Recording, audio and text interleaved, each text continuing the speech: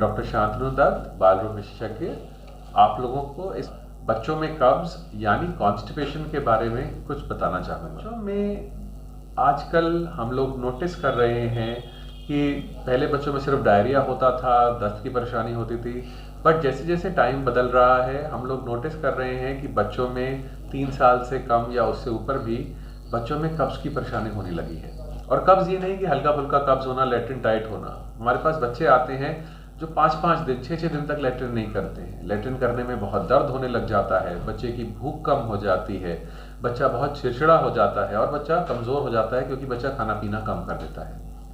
ये एक परेशानी है जिसको जल्दी पहचानना और जल्दी इलाज करना बहुत ज़रूरी होता है। हमें इस पे ऐसे नहीं बैठे रहना होता कि कोई बात नहीं, बच्चा जो है टाइट लैट्रिन कर रहा है, कभी 1 दिन छोड़ के करता है, कभी 2 दिन छोड़ के करता है।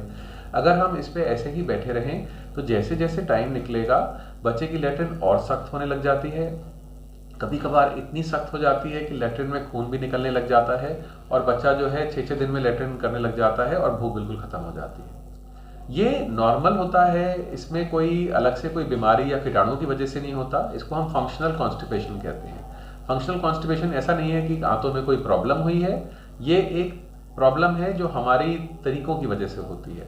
इसमें होता क्या है कि जैसे आजकल बच्चे हैं, मान लो 2 साल के हैं या 1.5 साल के हैं, मोबाइल देख रहे हैं, टीवी देख रहे हैं, पेट में प्रेशर लगा है कि बच्चे को जो है मल पास करने वाला है, लेकिन बच्चा जो है क्योंकि किसी और चीज़ में उसका ध्यान होता है तो वो टाइम निकल जाता है और फिर जो है उस दिन बच्चे ने लैट्रिन नहीं करी, अगले दिन भी ऐसे होते होते नहीं निकल गया और बच्चे ने लैट्रिन नहीं करी। तो क्या होता है कि जो लैट्रिन पड़ी हुई है, मल जो पड़ा हुआ है रेक्टम में, वो हल्के हल्के उसका सारा पानी जो है वो आते सोखती रहती है और लैट्रिन जो है सख्त गांठें बनती रहती है। और साथ साथ जो है जो पुराना मल है जो आंतों से आ रहा होता है वो उसी जगह आंतों में नीचे की तरफ इकट्ठा होता रहता है, जिसकी वजह से आंतों का जो साइज है, नीचे रेक्टम का साइज वो बढ़ता जाता है।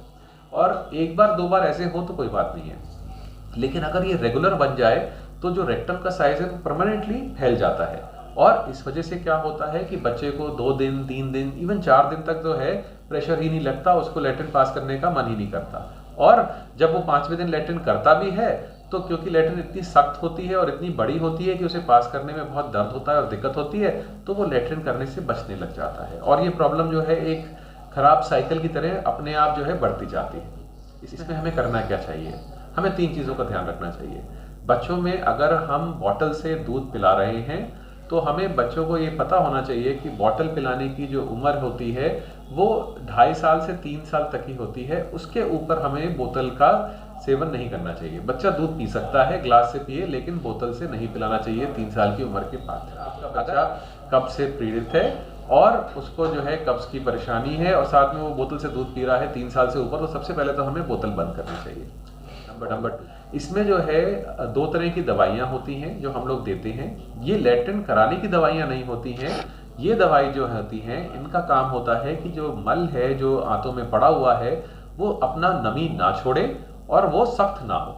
तो अगर वो सख्त नहीं होगा तो बच्चा आराम से हर दिन या 1 दिन छोड़ के मुलायम लैट्रिन करेगा, बिना दर्द के करेगा और इससे उसका डर खत्म हो जाएगा जो लैट्रिन के साथ होता है एंड बच्चे की भूख बढ़नी शुरू हो जाएगी और बच्चा ठीक होना शुरू हो जाएगा।